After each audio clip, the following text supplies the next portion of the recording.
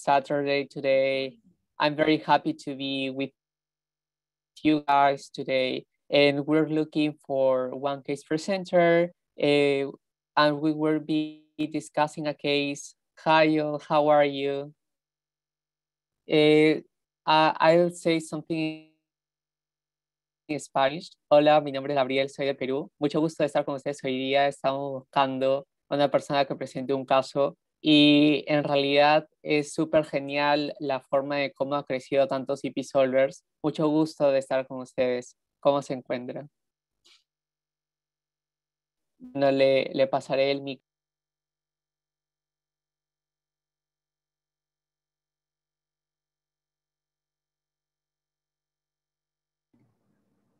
Gabby, do you want to say hi? Hi, everyone. So I'm Gabby. I'm from Brazil, and I'm a neurologist here. I'm so excited to be here with you today. And we are waiting for a case presenter to learn with us. And in Português, oi, eu sou a Gabi, eu sou neurologista, moro no Brasil, numa pequena cidade que chama Botucatu. E estou muito feliz de estar aqui com vocês de novo. Now I'm going to pass to Maria. Hi, friends. I'll say it in Spanish as well. Mi nombre es María Gena y soy de Guatemala y pues estoy súper feliz de que todos estén aquí. Si tienen un caso, pues lo pueden poner en el chat y también en cualquier momento, si quieren discutir algo o tienen algo que compartir con nosotros, pónganlo en el chat y vamos a tratar de que todos digan un poquito. Andrea, ¿quiere decir después? Hi to everybody. I am wearing my official uniform, the DX. This is the new merch in Sasol of the CP Solvers, and you can. I have a sticker and also have my mug. And well, the sticker is in my laptop. I posted it in Twitter, so you can show your love with the podcast for the podcast, not only virtually but also with your friends. I have been a member for more than 1 year now, I think. Isn't 1 year of it? And I have met very good friends in the team and also in the listeners. So I am very happy to be here. Maybe Kirtan can talk a little bit more. Yes, good morning, everyone. I'm so glad to be here today. Global VMR is always one of my favorites. And I just wanted to say that yesterday's case was very amazing. I actually missed it. It was a case of vasculopathy. So I love vasculitis as much as I love vasculopathy. So it was an amazing case. Thank you so much for that. And we are looking for a case presenter today. So if you have a case, please volunteer and let's see how it goes. Thank you so much. Kirtan, thoda Gujarati sunao yaar. Yeah, sure. So in Gujarati, મારું નામ કીર્તન છે અને તમારા બધાનું અહીંયા સ્વાગત છે આજના VMR માં અને અમને આશા છે કે આજનો કેસ તમને બધાને બહુ ગમશે અને તમને ખૂબ જાણવા મળશે અને તમને આનંદ મળશે. So please છેલ્લે સુધી અમારી જોડે રહેજો and best of luck to everyone. Thank you. Rafa, hello. Hi, everyone. My name is Rafael, and I'm a last year medical student here from Brazil, and really excited to be here with you guys again. Incredible. Well, Maybe, do you know... maybe in Portuguese, I just want to say oi a todo mundo, pessoal. Espero que todo mundo esteja tendo um bom sábado e espero que todo mundo possa aprender e se divertir aqui com a gente. Incredible. Hello, everyone. Ravi, do you know Punjabi? Yeah, I do. Actually, it was interesting. That was the first language I learned before learning Spanish. Yeah, sort of a slang term for when you see somebody or meet somebody is "Kedan," right? So that means how are you? Or "Ki hal hai," you know. And then we have different like the meeting for Sikhs is "Sat Sri Akal." So that's another one. But "Kedan" is like a chill sort of a term. I don't know if you've heard that. Punjabi is just one of the most amazing languages, to be honest with you, because it just like exudes joy. People just like they stretch out the word, and it just I think Punjabi is just I never really quite I grew up in Lahore where everyone speaks Punjabi, and I never quite got the hang of it. But it's just so amazing to hear people speaking Punjabi. Well, welcome everybody. We have a special surprise today. As you know, a virtual morning report is one where we have everybody participate in the conversation. What that means is everyone who says something in the chat, we try to elevate them and elevate their thoughts so that we have multiple brains thinking about the case. So today, in lieu of me doing that, we're actually going to start having our CP Solvers team members facilitate the conversation. And we're starting with none other than Maria doing that. So if you have a case, please volunteer to present it. And I will pass the mic to Maria to facilitate today's discussion. Hi friends, so hopefully I'll be able to help you guys like have a discussion. It's all about you, and as we did last week, you helped me out so much. So many good pearls and thoughts in the chat, and we're gonna try to do this today. So whatever you wanna share with us, just put it in the chat and I'll be looking for it. And we do have a case. Rafael, do you wanna say hi? Hi, everybody. My name is Rafael. I'm a 5th-year medical student from Brazil. And I didn't have time to put the case on my computer, but I have on my cell phone. So I can start presenting if you like. Do you want to say something in Portuguese? Yeah. Meu nome é Rafael, moro em São José dos Campos, uma cidade perto de São Paulo, né? Faço faculdade em Taubaté e estou ansioso aí para apresentar o caso para vocês hoje. That sounds great. And oh my God, it's the other Rafa's birthday. I completely forgot about it. Rafa, happy birthday.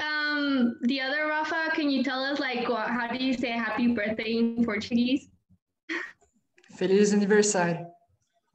Feliz aniversário, Rafa.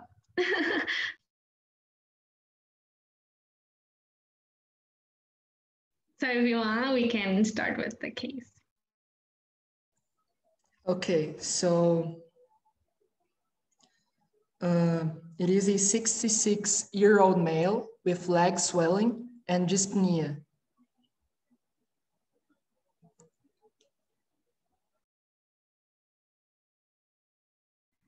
Good. Do we have anybody willing to tackle this 2 CCs, leg swelling and dyspnea? You can either do it one at a time. That sometimes is easier, and then somebody can try to Venn diagram both things, leg swelling and dyspnea. Rafa, the birthday boy, do you wanna share your thoughts with heart failure? Yeah, I'm trying to combine the dyspnea and the leg swelling, and we know that the 3 most common causes of edema comes in the form of a kidney disease or maybe a liver disease or heart disease. And when it comes to dyspnea, we have to prioritize heart and the lungs. So combining both together, maybe we should prioritize the heart, especially heart failure in that setting. I love that already Venn diagramming it. Abdulaziz, I'm sorry, I don't know how to pronounce your name, but I think you have a really good question. Do you want to share it?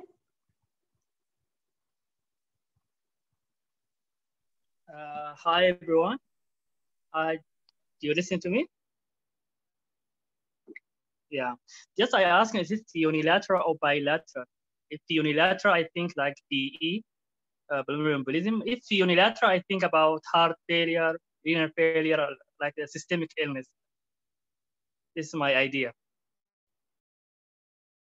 Good. Do you want to share where you're calling from? I forgot to ask you first. Yeah, I am. My name is Abdulaziz. I am from Somalia. That's so cool. What time is it in Somalia? It's about 7 p.m. So it's evening morning report for you. Thank you for joining us. Thank you. I saw somebody was looking for neck veins. Mario, do you want to share what does that in the physical exam do for you? Yes, hi. My name is Mario. I'm calling from Lima, Peru. If you're dealing with a patient with bilateral lower leg edema and dyspnea, an important step is looking for jugular vein if they're distended or not. That can orient if it's a heart or pericardial issue versus a renal or liver or other systemic disease. I think you're so right. I'm gonna share my screen. Actually, I'm gonna share my screen. I'm gonna show you a schema in Spanish that Valeria did the translation for us. So I think you're all like right on track. You know, we can try to tackle both of them separately. So leg swelling, as you both said, and then doing the physical exam, narrowing it down if it's bilateral or unilateral. If it's unilateral, think locally, what's affecting that leg specifically. You know, like is it the vasculature, lymph nodes, something musculoskeletal. If it's both, then you have to think systemically. And as you've pointed out correctly, when we think of edema, we tend to think of like a heart, liver, and kidneys. But then we do have something here that is pulling us towards the heart, which is the dyspnea. So whenever you have dyspnea, I love this schema. It's one of my favorites. You can think about like the cardiovascular system, the pulmonary system, the chest wall or la pared torácica. I'm reading in Spanish and saying it in English. I'm sorry. So el sistema cardiovascular, el sistema pulmonar, la pared torácica, neuromuscular y hematología. Y como se dan cuenta, esto es súper broad. Es amplio y tenemos muchos sistemas aquí y hay que tratar de localizarlo más. Entonces, podemos localizarlo porque tenemos el edema, que nos localiza al sistema cardiovascular. Y como dijo Mario, cosas en el examen físico como una distensión de las venas yugulares también nos va a localizar al sistema cardiovascular. So I think we have like this really good setup for to like keep going. Robbie, do you want to give us your input? Y'all, look at this. This is the second time she's facilitating this conversation, and she's absolutely crushing it. Thank you so much. I have a piece of advice to share, which is when you're standing or sitting and you're getting this history, pay attention to one thing. If your patient is able to tell you the history clearly, it probably is the heart. And let me tell you why. By the time that kidney or liver causes have resulted in shortness of breath and lower extremity edema, there almost always is at least a subtle metabolic encephalopathy from the accumulation of toxic products from the kidney or the liver. So if you're sitting there and your patient, and you're assuming that the dyspnea and the shortness of breath are connected, watch for the function of the brain. The brain function does not decline in patients with heart failure, but it declines subtly and sometimes so dramatically in patients with kidney or liver disease. And so if you're like, there's just it's crystal clear as I would expect, I'm going to go more liver and more kidney. Also, the liver gives a little bit more clue. I think you can see the cachexia, the jaundice, the spider angioma. So, but I would say pay attention to how well the history is being provided, and that may be a very helpful. All right, back to you, my dear friend. Okay, so he presented to the emergency room with worsening bilateral leg swelling and dyspnea over 5 days. This is the main complaint. He denies chest pain, upper respiratory symptoms. The patient reports having run out of bumetanide 1 week prior to admission. He denies fever, chills, sweats, or localizing infectious symptoms. Okay, that's all I have for now. Thank you, Rafa. Oh yeah, there you go. We missed the medication, but I think Andrea got it. Thank you. So now everybody was asking, is it bilateral, unilaterally? Now we know it's bilateral. What do we think now with the meds that he's been missing and everything?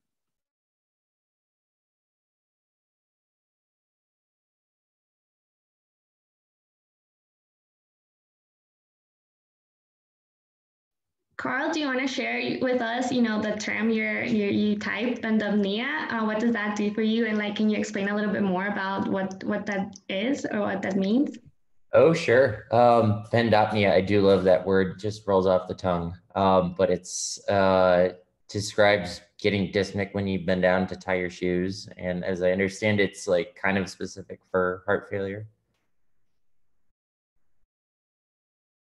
Great. It might roll off your tongue, not mine though. That was a hard word for me. Good. So definitely there's some really cool tricks in the physical exam to localize it to the heart. I really like the semiology of it.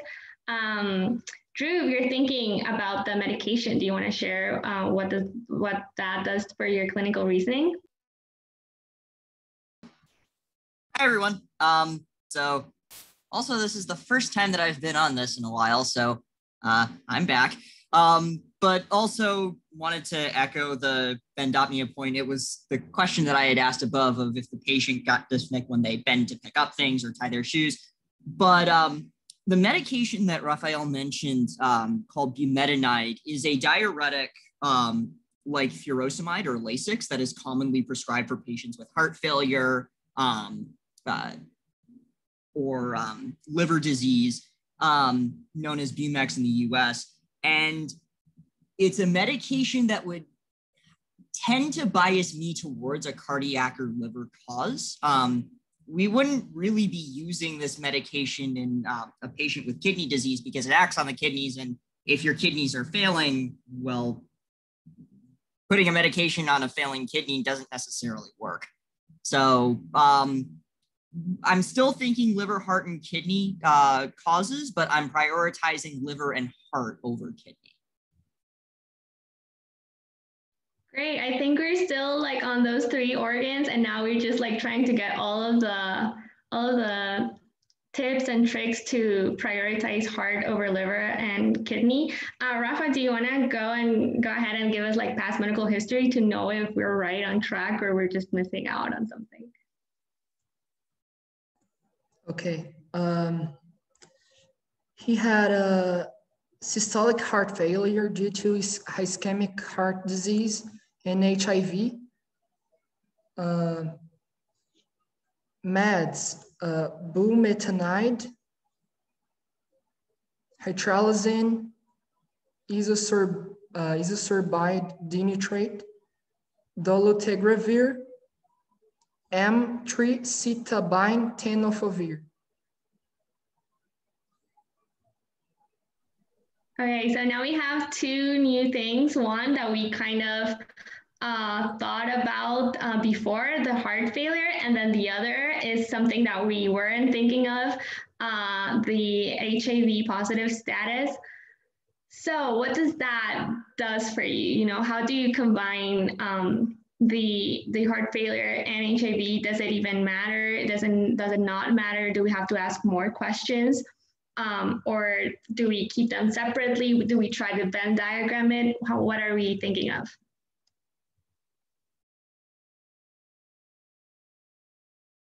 And maybe this is a good time to take a recap. I don't know if Gabby or Andrea, do you want to summarize the case so far in Spanish or Portuguese?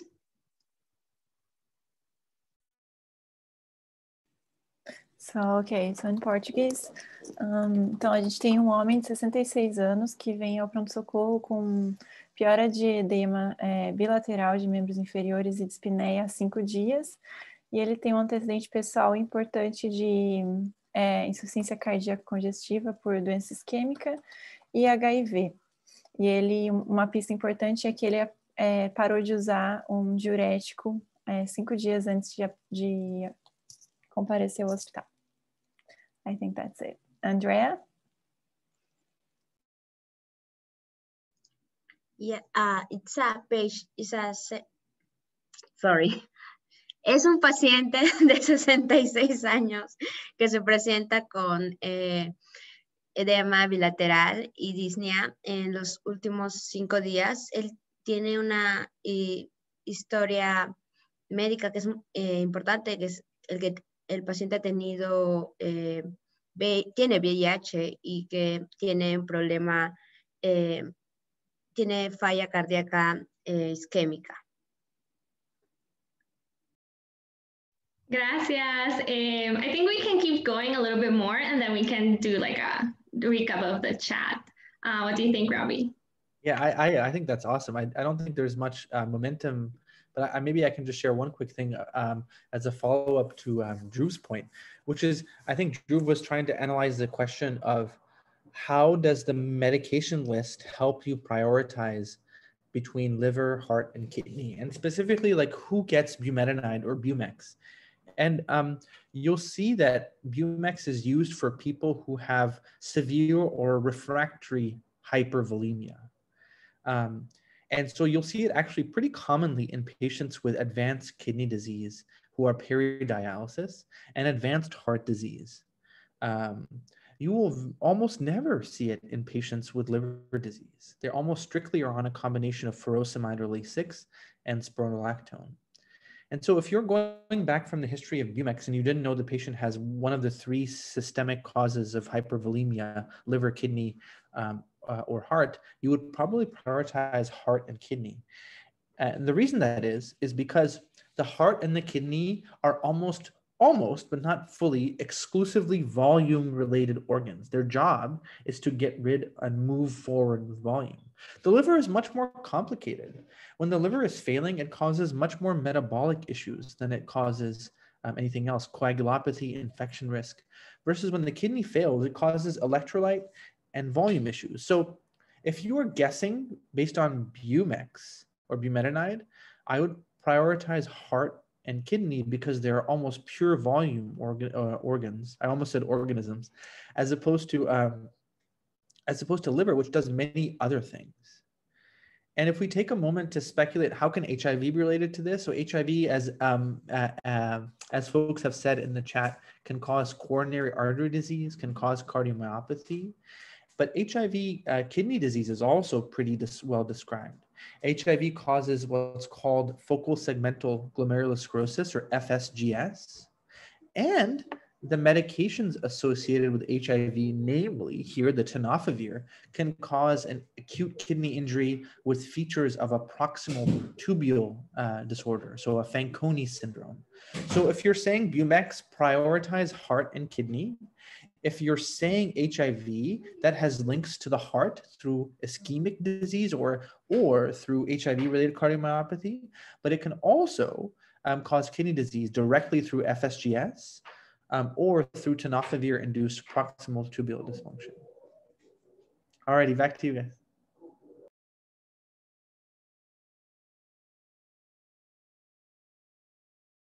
Rafa, do you want to go ahead and give us a physical exam?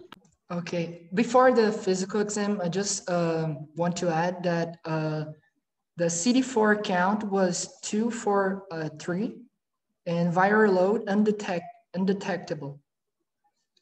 And sorry, because it is mixed. The patient's edema and dyspnea improve with IV diuresis. And 48 hours into admission, patient develops fevers.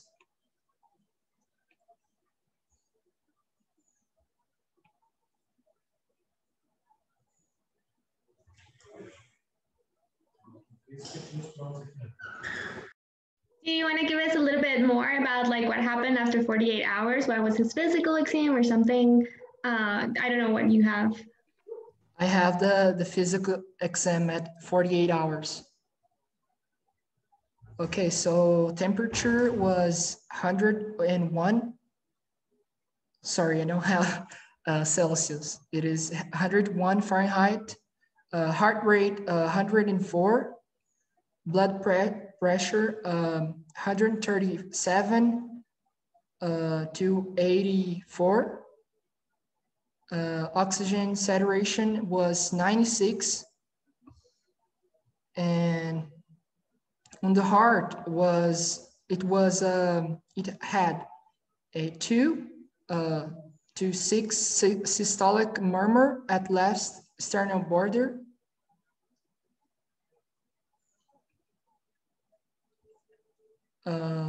Lungs were clear to auscultation. There were trace edema in bilateral lower extremities. And right knee effusion noted on exam. Mild, warm to palpation.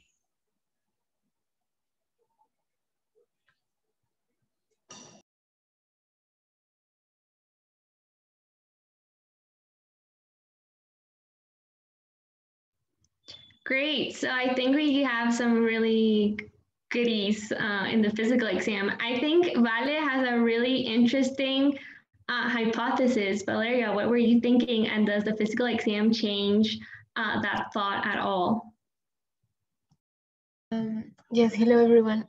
So I was thinking from early on about the possibility of bilateral myxedema as part of hyperthyroidism, and patient could be dyspneic just because of the hyperthyroidism. And with the fever, that came back to my mind just because with all the past medical history, I kind of didn't think of it anymore because heart was a priority as well as kidney.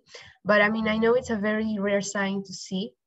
And I mean, if it's PT edema, I think it will be less likely, even though I know that, I think I learned this from Thiago actually, that it could be pitting or not pitting. And so I don't know if with exam we could really rule it out. Thiago, do you want to weigh in your thoughts of what Vale just said now that she mentioned you? Yeah, so I'm completely biased, but because, I don't know a lot of medicine, I would like to know. So that's the reason I'm here. But regarding thyroid, I feel more comfortable. And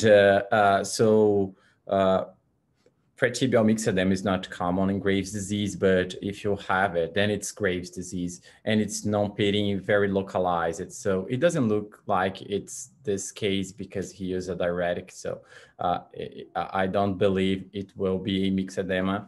But if you think about it, just see if it's pitting. If it's pitting, it's not a myxedema. Most patients with Graves' disease, they don't have this pretibial myxedema. Graves' disease is not common at this age as well, but I agree with Valeria that it can be a pretibial myxedema, although it's not likely, and it can be thyroid disease. HIV increases the risk of thyroid disease. Mechanisms are unknown, at least for what I know. Mostly it's hypothyroidism and subacute thyroiditis. It's not subacute thyroiditis for this case because in subacute thyroiditis, the main presentation is cervical pain. But it can be thyrotoxicosis because of HIV increasing the risk. The most common risk for thyrotoxicosis at this age is multinodular goiter. But just keep it in mind. I don't believe it's thyroid disease, but just keep in mind that's a possibility. That's awesome. I feel like you're so honest to us, and like taking, if you recognize the bias you have, whatever that is, like for Thiago, that is thyroid disease, you can always go and like the thinking fast and thinking slow process. So for Thiago, his thinking fast process always takes him through thyroid disease because that's what he knows. But as he did beautifully, after he thought about it, he rethought about it and he said, like, could this actually be what I'm thinking? And then he gives all of that evidence that no, it might not be thyroid disease, and that's like his thinking slow process. So both thinking fast and thinking slow processes are things you have to consider. And I saw that Fatima, I forgot her last name, Arisha, Fatima, you have a really good hypothesis. Do you want to share with us what you're thinking and where are you calling from?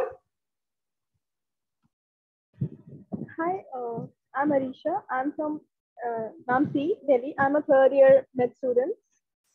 Viral infection often leads to myopathy. So since we are having fever, I thought that it might be an infection, and because edema is present, so I thought it might be congestive heart failure. So that's why I came up with viral cardiomet. Thank you.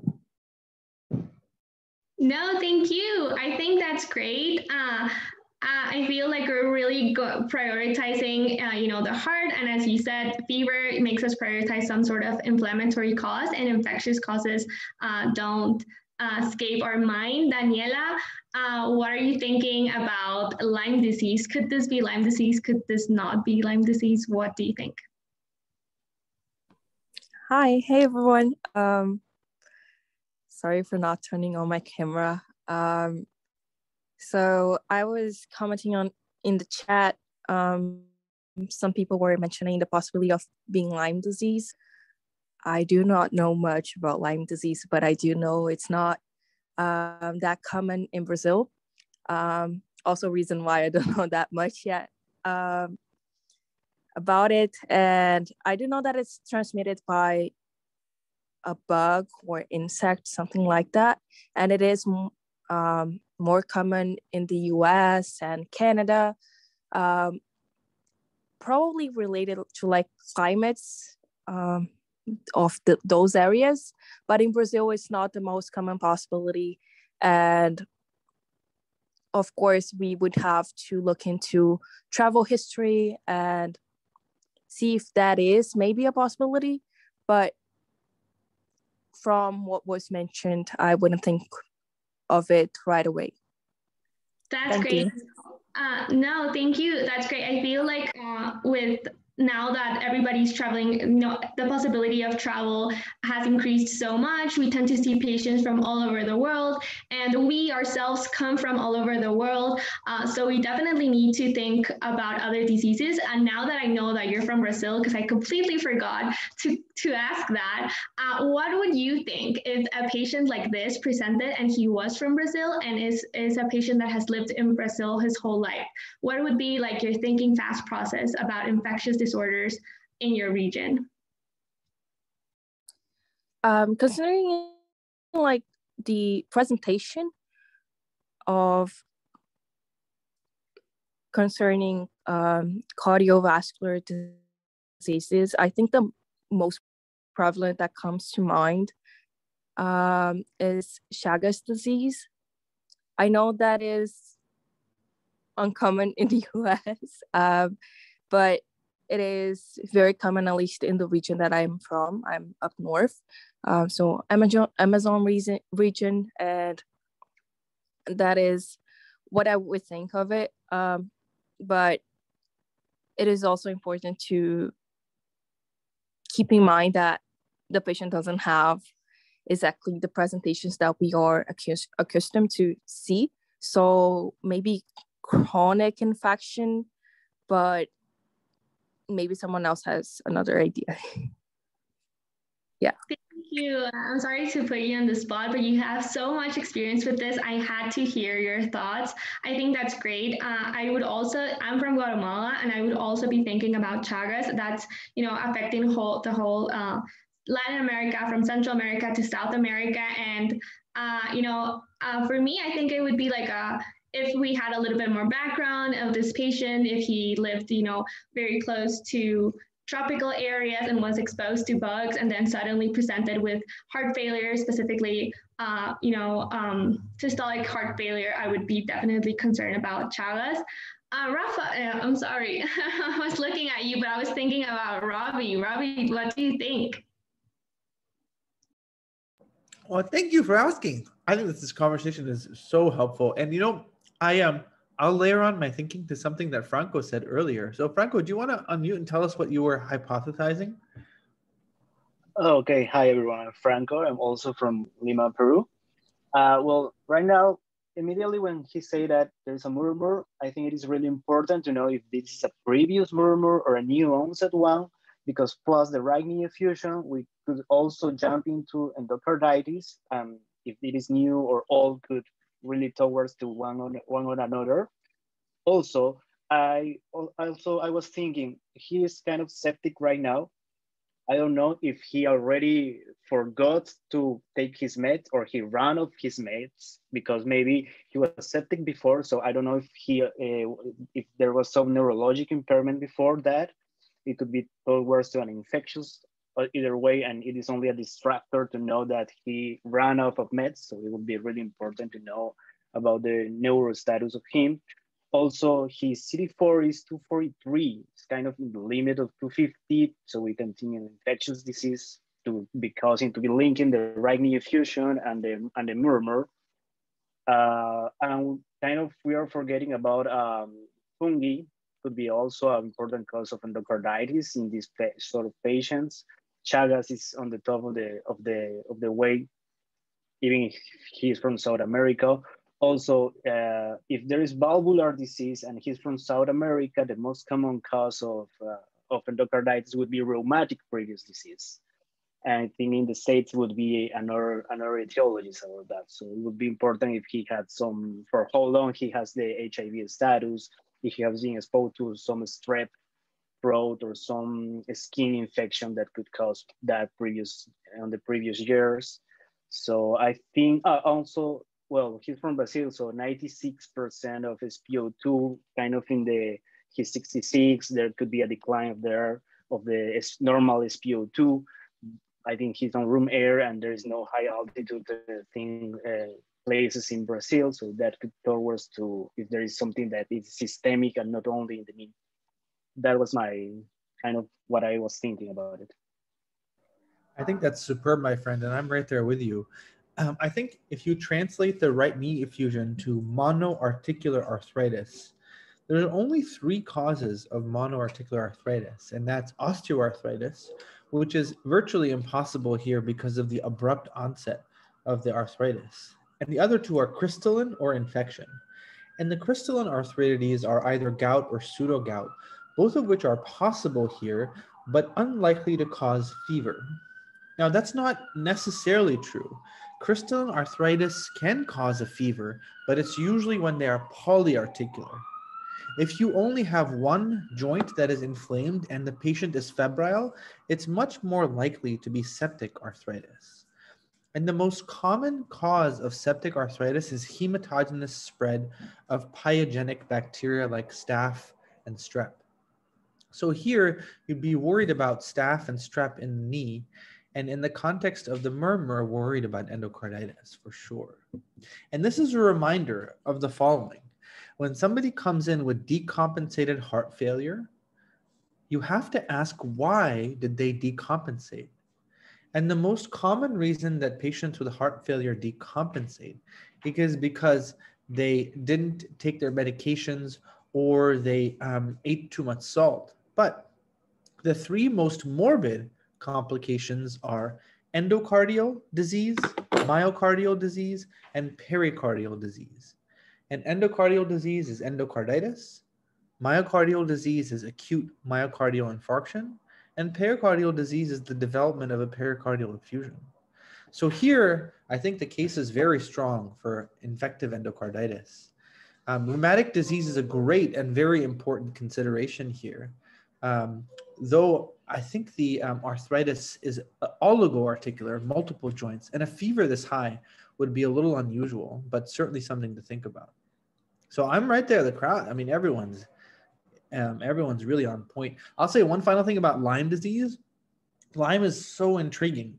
The way that Lyme disease affects the heart is almost always through conduction system disease, through bradycardia, not through heart failure. So the overlap between Lyme and cardiac disease is symptomatic bradycardia, very rarely volume overload. So if you see a heart rate of 104, it's unlikely to be Lyme disease. But I think there's a lot more to digest here, so I'll pass the mic back to Rafa to give us more. Thanks, Rabbi. So in the lab work, we had CBC normal, CMP normal. And then was done arthrocentesis and revealed white blood count 38,000 and RBC 9,000. I think that's good for now. That's great. I think this is a great reminder that I completely went, like, the right knee infusion never entered my mind. I was just not thinking about it. So I'm really thankful that Robbie was here to comment on it. And So now that we have some extra data, Hans, do you want to tell me why would you want culture and gram? What are you thinking, and how would that help you advance a little bit more with this clinical reasoning?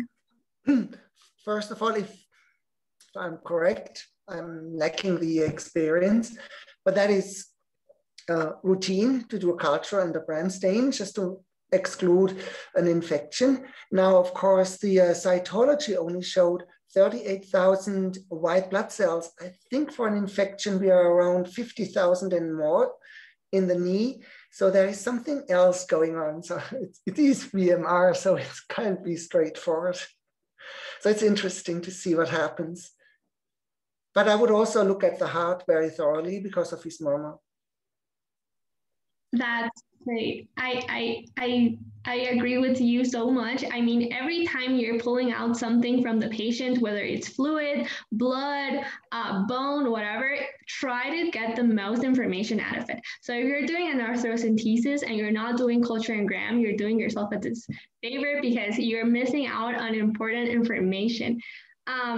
Maybe I would like to add, maybe we should look for crystals as well, just to rule out the gout. So get all the information.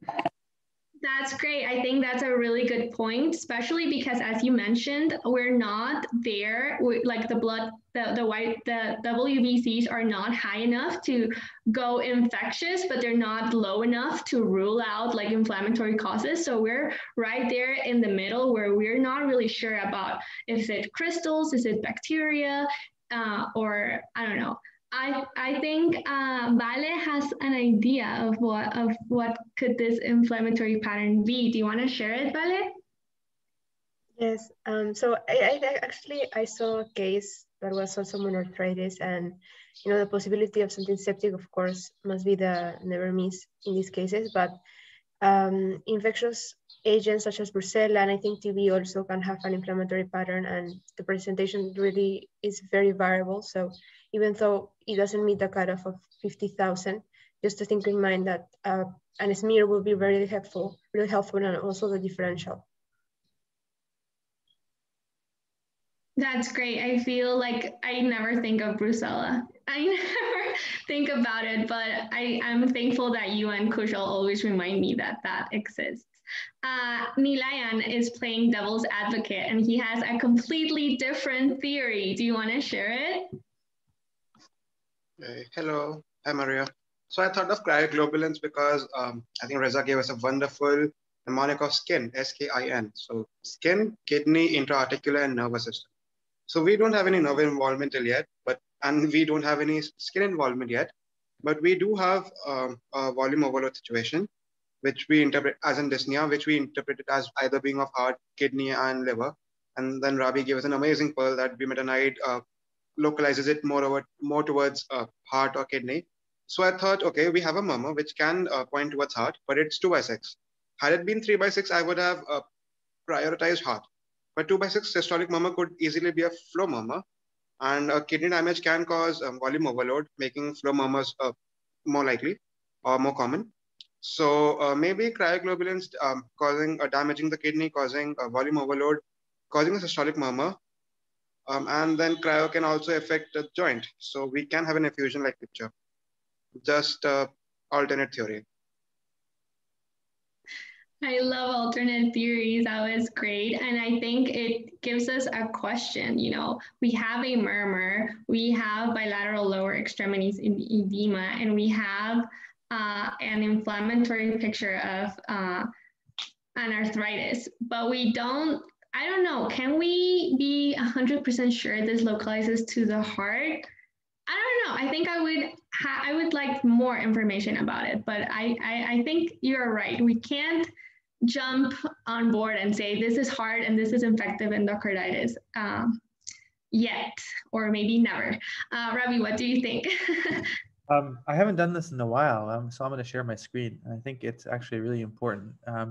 So I work in an emergency room, and we do arthrocentesis all the time because people present with joint effusions all the time. And you'll learn hard that the cutoff white blood cells is actually very hard. So here's a simple oversimplification. So the septic arthritis is in blue and the crystalline arthritis is in purple.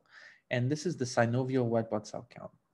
And at about 20, so the difference of crystal and septic is the following. At super high white counts, the probability of crystalline arthritis becomes low. That's the only thing you can say with high confidence.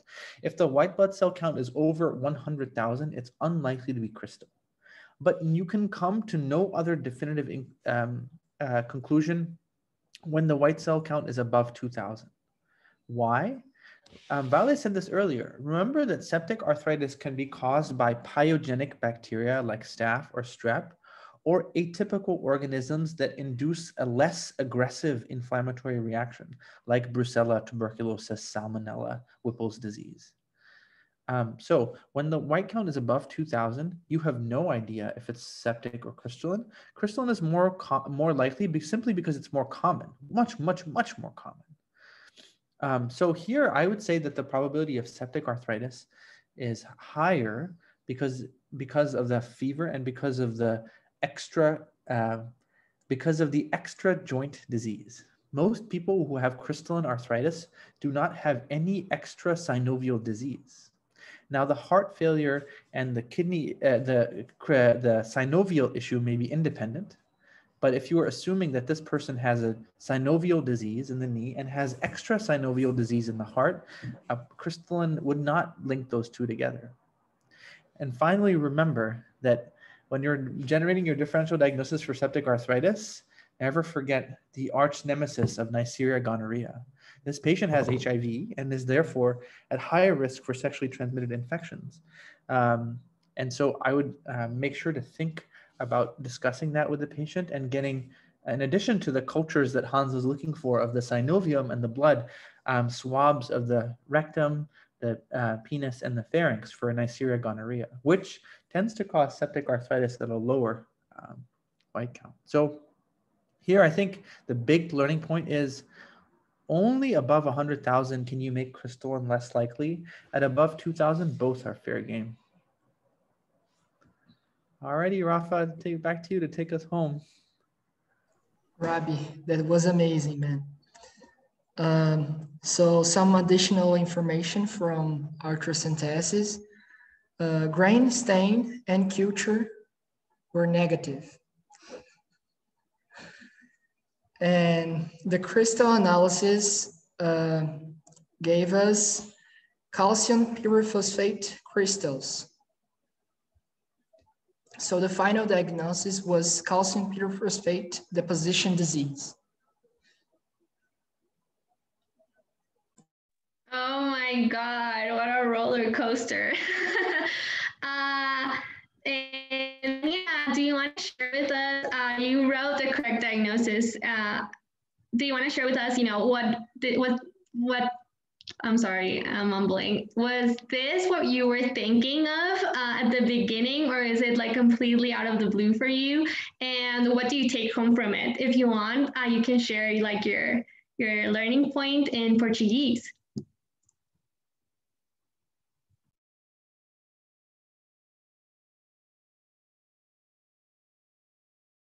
Daniela, do you want to share with us, or do you want me to pick someone else? Oh, wait, you called me, sorry. Okay, I'll try. Do I do it in Portuguese or English? You can do it in the language you prefer, as you wish. Okay, I'll try in English since I'm already in this language, I guess. So I believe the main learning points for me were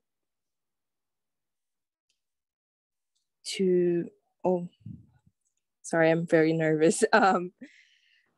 The differential diagnosis were a highlight for me because I hadn't come to the CP Solvers meetings in a while. So seeing the whole process and considering that the patient is HIV positive, also made us think and keep in the possibilities of differential diagnosis. For example, septic arthritis and gonococcal arthritis for longer than usual. And in the end, it turned out to not be it. And I even commented in the chat that my mind was blown when the cultures came back negative. And something that also were very important, I think, in this case, was that the patient didn't come with the same complaint that he turned out to have in the end. So we began the case basically discussing why this patient didn't take his medication. What could be behind that? Is there heart failure? And it turned out to be something completely different, even if still related to the situation that he was living. Yeah, if someone wants to keep it going, I think that's it. Daniela, that was absolutely superb. We missed having you here. I remember you were part of the original, actually the first ever International Virtual Morning Report. So it was really, really nice to see you back here again. And as always, you're a lively part of the conversation, teaching us and learning with us. I'll say that I think Maria said it earlier and reflective of the chat, a murmur does not mean that there is disease in the heart. And I think you were right, your instinct to say, I'm not sure this is the heart. A murmur can occur because of high flow states, especially a murmur in the left lower sternal border, from fever, from anemia, from hyperthyroidism, to never think about Tiago, never stop thinking about Tiago, or really any high output state. So just the fact that there's a murmur there does not mean that it's a heart disease. So this is not uncommon. Many patients get gout or pseudo-gout flare as a result of reinstitution of their diuretics. So remember that a mnemonic this is just for Maria for her step 1 studying. A mnemonic for diuretics is I think it's, oh, I forget it actually now. I don't remember it. I can't give you that mnemonic. Yeah, you got to find it in first aid. But the triggering of gout and pseudo-gout after initiation of diuretics is actually pretty common. That's all I can remember now, unfortunately. So I think the story of not taking Bumex and being given Bumex and getting a gout flare or pseudo-gout flare. In fact, we had a CP Solvers human DX case on the podcast where somebody had wrist pain after being admitted and got this. So I want to end by thanking Rafa for presenting. I think he has been on a series of presentations here, and I think we've learning so much from his presentation style and his cases. So thank you so much, Rafa, for presenting. Also wanted to shout out the amazing Maria for being able to do this. You know how, folks, I can't even begin to tell you how hard it is to think about a case, try to solve the case, connect with the case presenter, make sure the case presenter is happy, feels like a good job, and then to listen to the whole chat and pay attention to the chat, make sure that everyone who is saying something is heard and nobody is ignored, and making sure that we're representative and that we respect men and women and everybody. It's hard, very, very hard. And to do that is a huge testament. The biggest shout out today, though, however, is to the birthday boy. Some of you may know the other Rafa who did not present today, who's sitting silently with the occasional comment in the chat. He has been a CP Solvers team member, it feels like forever now. And yesterday he texted me, he said, it's amazing that a mere medical student in Brazil is connecting with the CP Solvers team. And if I were there, I would have scolded him so much for saying that. He's far from a mere medical student. He is a pioneer, and his work ethic and intelligence, emotional and intellectual, is unparalleled. And anyone who's on the CP Solvers platform, a team member or not, knows that he is the exact opposite of a mere and is a gem of a human being. And he will be running the world in about 4 or 5 years, so you better get on his good side very quickly, which is 90% of why I'm giving the spiel, because I want him to be kind to me when he's in power. But of course, we will always end with a focus on the medicine. And so, Andrea, please teach us. Hi everybody. Thank you very much. Happy birthday to Rafa, and thank you very much for the case to the other Rafa. Sorry.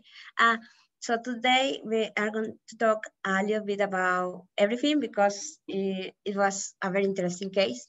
So a very amazing part, Ravi said, was to pay attention if the patient tells a story clearly, because probably it's a heart disease, because if the patient has kidney or liver disease, they may start to have a subtle metabolic encephalopathy. And I have never heard this term before, bendopnea, that you get out of breath when you bend to tie your shoelaces, and it can be a sign of heart failure. Bumetanide, or the commercial name is Bumex or Burinex, is a diuretic that is commonly prescribed for heart failure or severe kidney disease, and is used normally in severe refractory hypervolemia. HIV, apart from being an infectious disease, can also cause effects in all our body. It can cause coronary artery disease, cardiomyopathy, HIV-associated nephropathy, collapsing focal segmental glomerulosclerosis, also known as collapsing glomerulopathy, and tenofovir, that is part of the heart, HIRT or Targa medication can cause proximal tubular disorder, Fanconi syndrome. And we have a little bit of endocrine when we talk about myxedema. The myxedema of grapes is normally a non-pitting edema.